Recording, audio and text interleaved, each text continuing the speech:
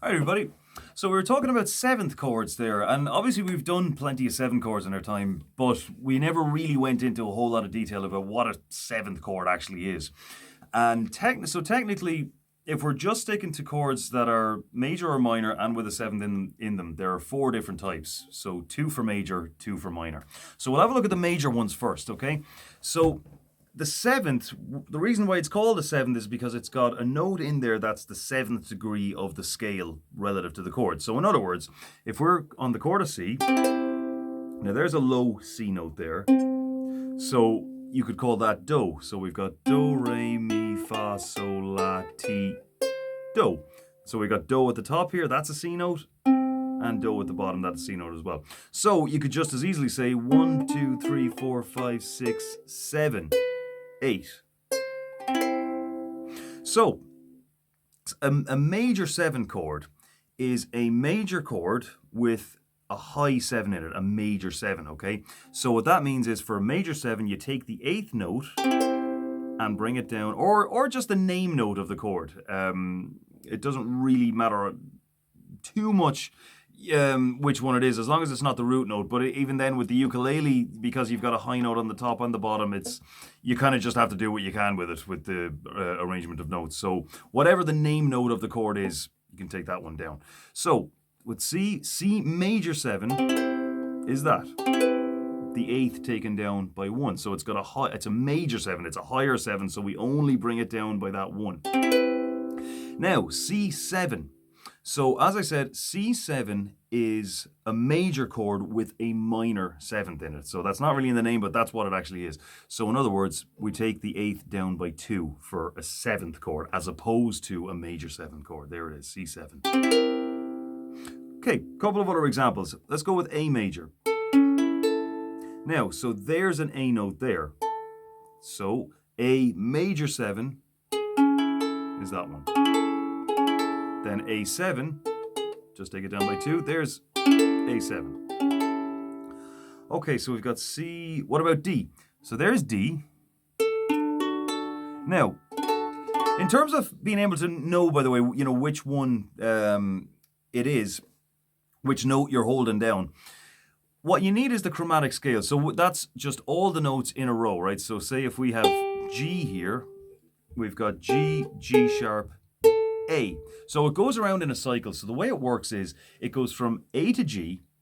Every note has a sharp version of itself, let's say, one fret up or one semitone up, with the exception of B and E. So in other words, here's A, here's an A note, there's A sharp, there's B.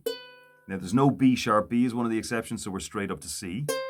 C sharp, D, D sharp, E. E is another one of the exceptions, so that's F. No E sharp, straight to F. F sharp, G, G sharp.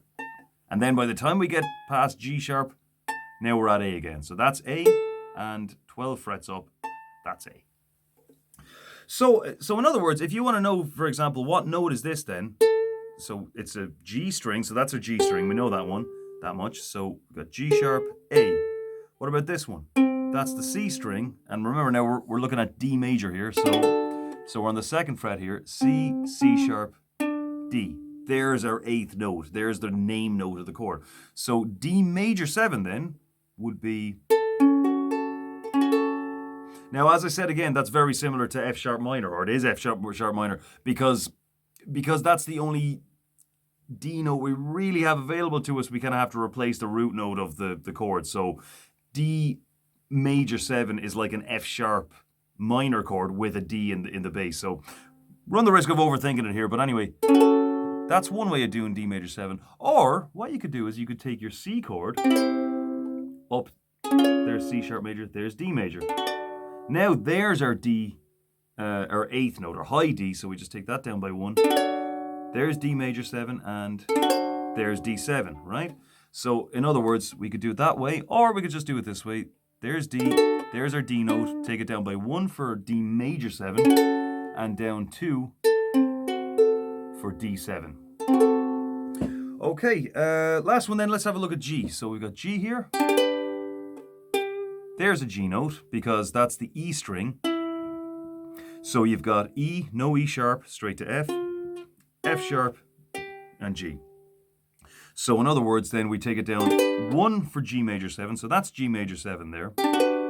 That's why I remember I was saying if you're going to play B minor without doing this, you got to block this string, because if you leave it open, as I said, that's a different chord, and that different chord is G major 7. So then take it down by 1, take it down by another 1, and the rest of the chord has to stay the same. So there's G7.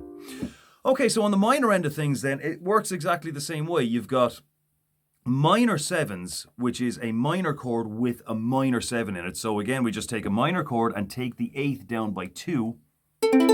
So there's our 8th here. There's an A note in the A chord, so we could call that our 8th. And that's A minor 7.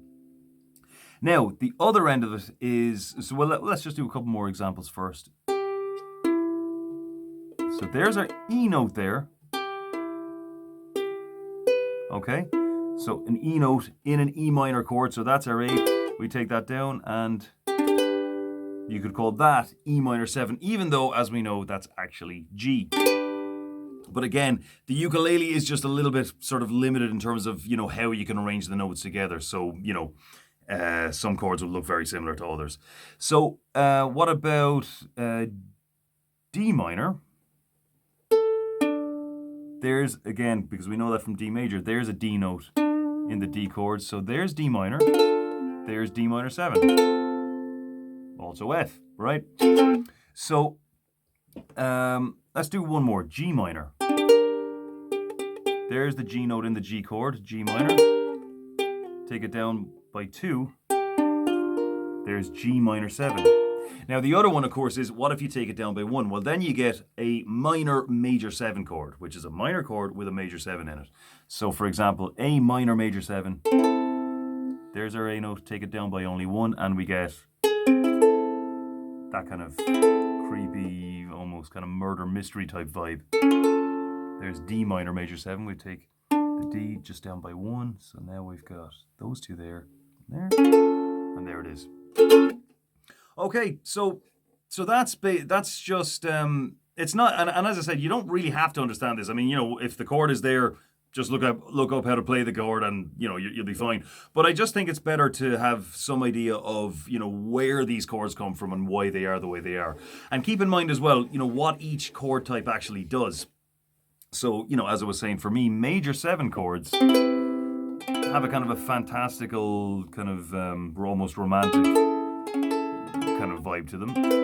7th chords have a more mischievous, kind of cheeky vibe about them. Minor 7 chords are still minor. They're still they're not exactly happy, but they're more kind of chilled and laid back.